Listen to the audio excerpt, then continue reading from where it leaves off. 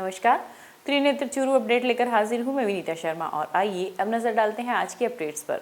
जब जब कांग्रेस की सरकार आई है तब तब गांव के विकास का पहिया थम गया है और जब जब भाजपा की सरकार आई है तब तब गांव में विकास की गंगा बहाई गई है। भाजपा के राज में गांवों की विभिन्न योजनाओं से ग्रामीणों को लाभान्वित किया है। ये बात उपनेता प्रतिपक्ष राजेंद्र राठौड़ ने आज गाँव खारिया, रामपुरा, जसरासर, दूधवा मीठा, रामदेवरा, ढाडरिया, चारनान व बालरासर, आथुना आदि गांवों में आगामी जिला परिषद व पंचायत समिति सदस्यों के होने वाले चुनाव में भाजपा प्रत्याशियों के समर्थन में आयोजित नुक्कड़ सभा के दौरान कही। इस दौरान निवर्तमान जिला प्रमुख हरलाल सहारण, पूर्व सभापति विजय कुमार शर्मा व पूर्व जिला अध्यक्ष बसंत शर्मा सहित पार्टी के अन्य पदाधिकारियों ने भी अपने विचार व्यक्त किए। तो गहलोत की सरकार ही मैं पड़ोस तारानगर हूँ, एमएलए को चुनाव लड़के एमएलए बन गयो। अच्छा, कोई न कोई कारण हूँ हरलाल जी हार गया। 5 साल में कांग्रेस की हुकूमत में एक काम हो तो बता दूं। और अब अजगी सरकार आप पैदा करिए, इस सरकार की उम्र 5 साल है। आखिरी साल आप कहते हैं चुनावी साल है और 4 साल तो सरकार का है, आधी उम्र सरकार की पूरी हुई। 2 साल सरकार का 13 दिसंबर में पूरा हो रहा है। ये जसरासर गांव में नहीं, राजस्थान का कोई गांव में अगर एक कांकरी लागी है विकास के नाम पर तो आप बता दें। हाँ, तो एक काम जरूर करे हुए, बिजली का तारा में करंट तो कम आवे पर बिल में करंट आना। बिजली का बिल में इतना बिजली का बिल बढ़ा दिया। और इस जगह गरीब लोग है, मैंने कह रहा सारी पेंशन बढ़ावांगा। 5 महीना में 1 रुपया आया तो पेंशन को बता दो आप। पहला मैं श्रम कार्ड की योजना लेकर आया, भी मैं गरीब आदमी श्रम कार्ड दिखाने हुए 18 साल की बच्ची की शादी हुई तो 55,000 रुपया मिला करता। लड़का बच्चा लोग अगर स्कूल में पढ़ा करता तुम्हारा वजीफो 6,000 लेकर 24,000 को वजीफो मिला करता। अगर बिहारी बीमारी हो तो 3 लाख का कोई इलाज सरकारी हॉस्पिटल में और इन पैनल हॉस्पिटल में फ्री हो। मैं सारी योजना बंद कर। सादुलपुर में भी पंचायत चुनाव को लेकर आज पूर्व विधायक मनोज न्यांगली ने ग्रामीण क्षेत्रों का दौरा किया। इस दौरान न्यांगली ने बसपा प्रत्याशी ब्लॉक 3 से रामकला कंवर के समर्थन में सभा कर प्रत्याशी के समर्थन में वोट मांगे। सभा को संबोधित करते हुए न्यांगली ने कहा कि अब की पंचायत समिति के प्रधान बनाने में बसपा की अहम भूमिका रहेगी। साथ ही उन्होंने कहा कि भाजपा और कांग्रेस एक ही सिक्के के 2 पहलू है। ये दोनों पार्टियां लोगों को गुमराह करने में लगी रहती है।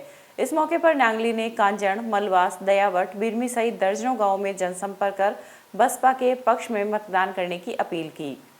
तारानगर में भी जिला परिषद और पंचायत समिति के होने वाले चुनाव को लेकर भादरा विधायक कामरेड बलवान पूनिया व तारानगर विधानसभा से माकपा प्रत्याशी रहे निर्मल कुमार प्रजापत ने माकपा पार्टी के उम्मीदवारों के पक्ष में वोट डालने की अपील की। पूनिया व प्रजापत ने अपने कार्यकर्ताओं के साथ आज विधानसभा क्षेत्र के गांव साहवा, कालवास, बाई, भलाउटी, मेघसर, रेडी व बूचावास आदि गांवों की चौपाल पर जनसभाएं कर माकपा के समर्थन में अधिक से अधिक वोट डालने की अपील की। इस दौरान बाय में सभा को संबोधित करते हुए विधायक पूनिया ने कहा कि माकपा जन जन व किसानों की पार्टी है, वहीं किसानों के हित में अगर कोई पार्टी है तो वो केवल माकपा ही है।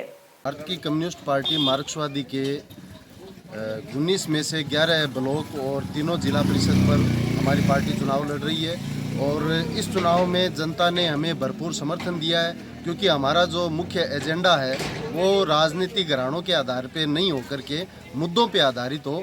तो हमने जनता को यही विश्वास दिलाया कि जो पिछले वर्षों में आप सबके साथ मिलकर के किसान, मजदूर, नौजवान, विद्यार्थी, बेरोजगार तमाम मुद्दों पर हमने जो संघर्ष किया है, उन मुद्दों पर आने वाले समय में और मजबूती के साथ हम संघर्ष तेज करेंगे। इसको लेकर के भरपूर समर्थन जनता का हमारे उम्मीदवारों के पक्ष में मिल रहा है। में शानदार साथी निर्मल प्रजापत के संघर्षों पर हमारे पंचायत समिति और जिला परिषद के जो साथी खड़े हैं उन संघर्षों पर जनता मोहर लगाएगी और हमारे साथी जीतेंगे। जीतने के बाद जिला परिषद और पंचायत समिति मजबूती से जनता की बात हमारे साथी उठाएंगे और जो बात यहाँ साथी उठाने के बाद पूरी नहीं होगी उसको राजस्थान की विधानसभा में हम भी उठाएंगे और जनता की आवाज़ को बुलंद। कांग्रेसी नेता रफीक मंडेलिया ने भी तहसील के विभिन्न गांवों का दौरा कर आगामी जिला परिषद व पंचायत समिति सदस्य के होने वाले चुनाव में कांग्रेस प्रत्याशियों के समर्थन में जनसभा कर वोट डालने की अपील की। इसी के तहत पीतीसर ब्लॉक 2 की प्रत्याशी सरिता न्योल व जिला परिषद प्रत्याशी यशोदा कंवर के समर्थन में जनसभा की व ग्रामीणों से कांग्रेस को ज्यादा से ज्यादा संख्या में वोट देने की अपील की। चूरू मुख्यालय के कांग्रेस कार्यालय में आज स्वर्गीय मास्टर भंवरलाल मेघवाल की स्मृति में एक श्रद्धांजलि कार्यक्रम का आयोजन किया गया। कार्यक्रम के दौरान कांग्रेसी नेता रफीक मंडेलिया सहित पार्टी के अनेक वरिष्ठ कार्यकर्ताओं व पदाधिकारियों ने स्वर्गीय मेघवाल के चित्र पर पुष्प अर्पित करते हुए उन्हें नमन किया। इस मौके पर पार्टी के कार्यकर्ताओं ने उनके कृतित्व और व्यक्तित्व को याद कर श्रद्धांजलि दी। स्वर्गीय हमारे कैबिनेट मंत्री मास्टर भवनलाल जी का जो निधन हुआ उसके उपलक्ष्य में हमने आज श्रद्धांजलि सभा रखी और भगवान उनकी आत्मा को शांति दे। चूरू नगर परिषद की सभापति पायल सैनी के जन्म दिवस के अवसर पर आज जिला पर्यावरण सुधार समिति की ओर से पुराने बस स्टैंड के सामने संचालित इंदिरा रसोई में केक काटा गया व लोगों को भोजन करवाया गया। इस मौके पर सभापति ने कार्यक्रम की सराहना करते हुए कहा कि राज्य सरकार की ओर से शुरू की गई इंदिरा रसोई योजना से जरूरतमंद लोगों को लाभ मिल रहा है। इसके साथ ही संस्था जिला पर्यावरण सुधार समिति के द्वारा भी समय समय पर ऐसे कार्यक्रम कर लोगों को भोजन करवाया जाता है, जिससे आम लोगों को लाभ मिल रहा है। कार्यक्रम में चाइल्ड लाइन के जिला समन्वयक कपिल भाटी व संस्था निदेशक किशन वर्मा आदि मौजूद थे। आज चूरू शहर की प्रथम महिला सभापति मैडम पायल सैनी के जन्म दिवस पर पुराने बस स्टैंड के सामने जो इंदिरा रसोई संचालित है जिला पर्यावरण सुधार समिति के द्वारा, उसमें उनका जन्म दिवस समारोह पूर्वक मनाया गया। सभापति मैडम ने सभी आगंतुकों को अपने हाथ से भोजन करवाया। इस अवसर पर विशेष रूप से आगंतुकों के लिए मिठाई की व्यवस्था की गई थी और पर्यावरण सुधार समिति की तरफ से यहाँ पे मैडम सभापति पायल सैनी ने केक काट करके अपना जन्म दिवस गरीबों के बीच मनाया। वहीं चूरू मुख्यालय की कच्ची बस्ती में भी आज सभापति पायल सैनी के जन्म दिवस के अवसर पर जरूरतमंद बच्चों को गर्म वस्त्रों का वितरण किया गया। इस मौके पर सभापति ने कार्यक्रम में शिरकत कर आगामी सर्दी के मौसम को देखते हुए गर्म कपड़े वितरित किए। चूरू नगर परिषद सभापति पायल जी सैनी के जन्मदिन के उपलक्ष्य पे हमने आज यहाँ कच्ची बस्ती में रहने वाले बच्चों के लिए गर्म कपड़े और शिक्षा संबंधित सामग्री आदि का विवेचन किया है, क्योंकि यहाँ जब बच्चे रहते हैं तो ये सर्दी का मौसम है और सर्दी के मौसम को देखते हुए गर्म कपड़े की ज़रूरी आवश्यकता होती है। इसलिए आज हमने उनके जन्मदिन पे ये छोटा सा प्रोग्राम रखा है। जिला निर्वाचन अधिकारी के निर्देशानुसार जिला परिषद एवं पंचायत समिति सदस्यों के द्वितीय चरण के चुनाव के लिए नियुक्त जोनल मजिस्ट्रेट को 1 दिवसीय प्रशिक्षण देकर रवाना किया। प्रशिक्षण प्रकोष्ठ के प्रभारी अधिकारी डॉक्टर नरेंद्र चौधरी ने सभी को निर्देशित करते हुए कोरोना गाइडलाइन की अनुपालना करने के लिए कहा। इसके साथ ही उन्होंने सभी को सोशल डिस्टेंसिंग को बरकरार रखने के लिए पाबंद किया। इस दौरान राज्य स्तरीय मास्टर ट्रेनर डॉक्टर जेबी खान ने सभी जोनल मजिस्ट्रेट को उनके दायित्वों के बारे में बताते हुए प्रशिक्षण दिया। उन्होंने ईवीएम मशीन को बदलने एवं मॉक पोल करवाने की जानकारी भी प्रदान की। इस अवसर पर जिला स्तरीय master trainer doctor Moolchand, doctor BL Mehra, Somesh Sharma, Mohammad Javed Khan ने मतदान से संबंधित दायित्वों की जानकारी दी एवं सतर्कता बरतने के लिए कहा। रतनगढ़ पंचायत समिति सदस्य व जिला परिषद का चुनाव लड़ रहे प्रत्याशियों के भाग्य अब ईवीएम में कैद है। निर्वाचन विभाग ने ईवीएम मशीनों को कड़ी सुरक्षा के बीच चूरू में स्थापित स्ट्रांग रूम में रखवाया है। चुनाव समाप्ति के बाद रतनगढ़ की रघुनाथ स्कूल में स्थापित संग्रहण केंद्र पर मतदान कर्मी पहुंचने लगे तथा मतदान सामग्री को जमा करवाया गया।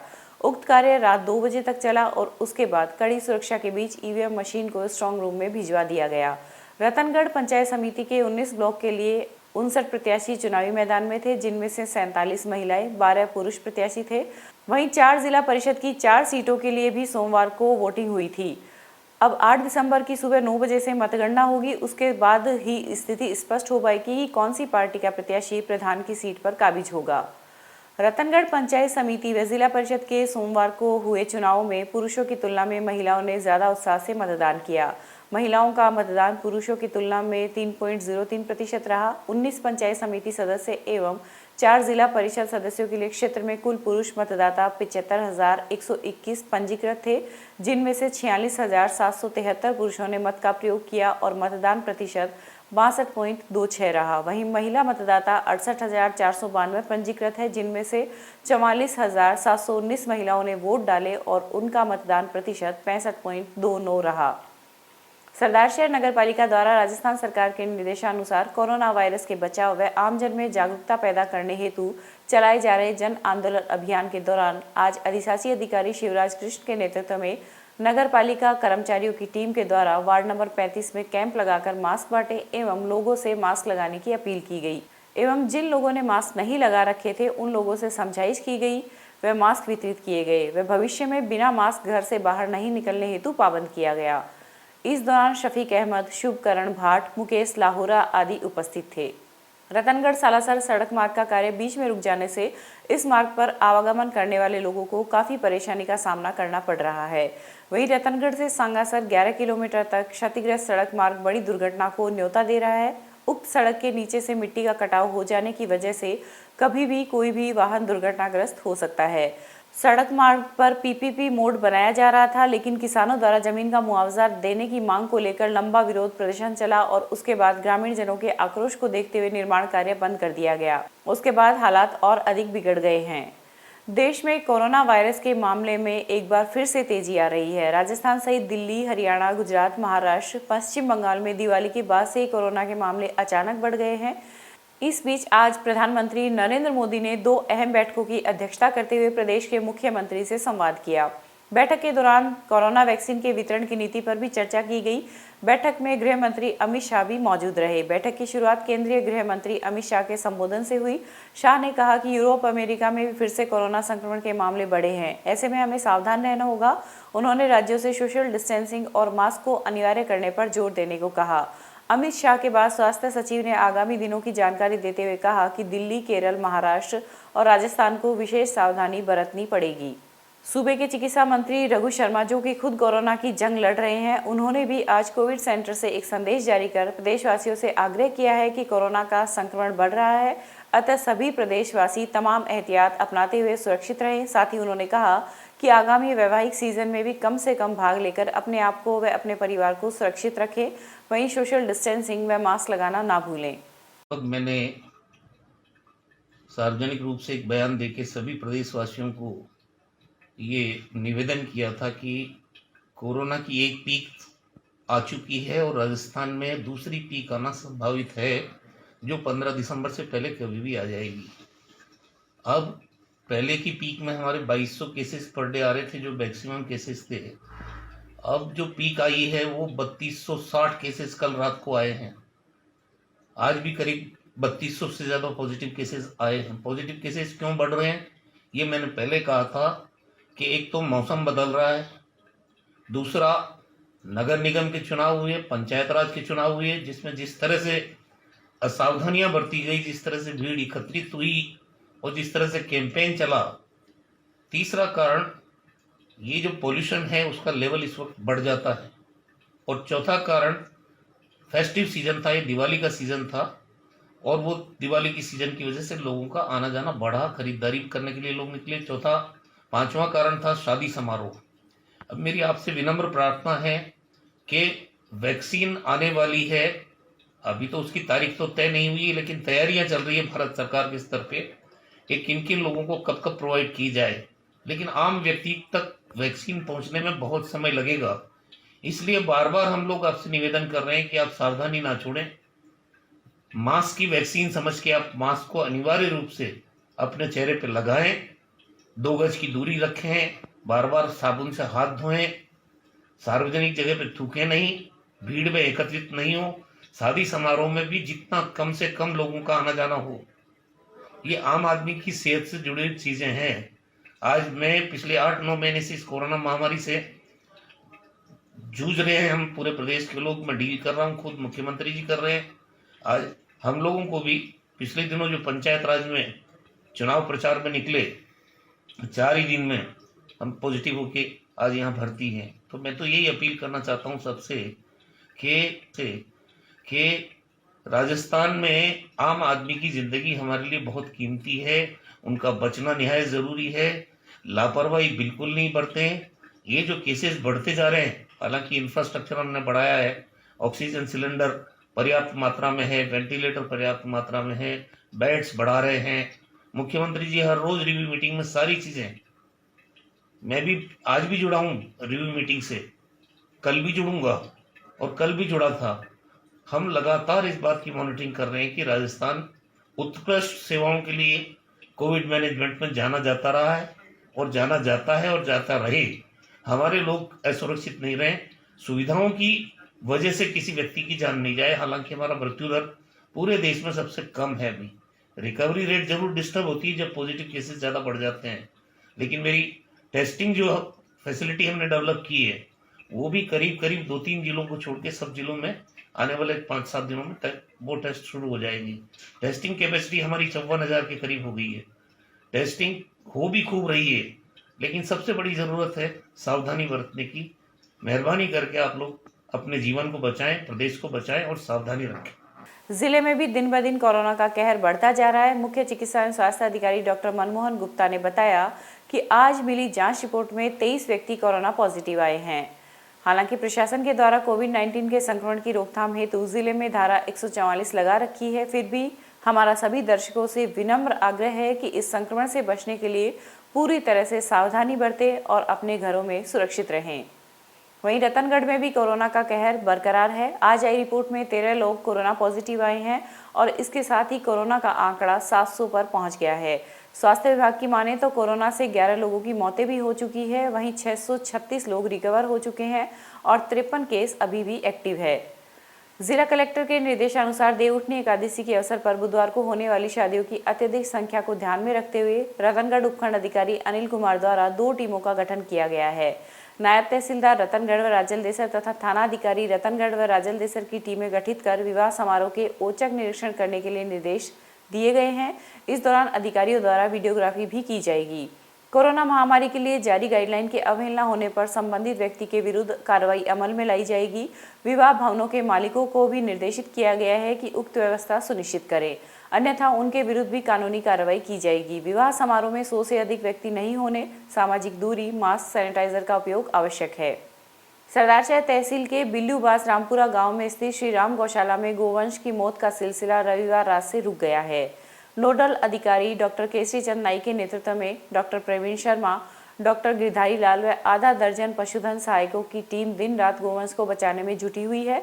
गौशाला के पदाधिकारी व चिकित्सकों की टीम ने पुराने चारे व पानी को हटाकर सोमवार को बरसाती पानी गर्म कर गोवंश को पिलाया तथा नया चारा डाला गया, जिसके कारण पिछले 24 घंटे में एक भी गोवंश की मौत नहीं हुई है। चिकित्सकों की इस टीम ने बीमार 60 गोवंश का इलाज किया, जिसके कारण पशु ठीक हो गए हैं।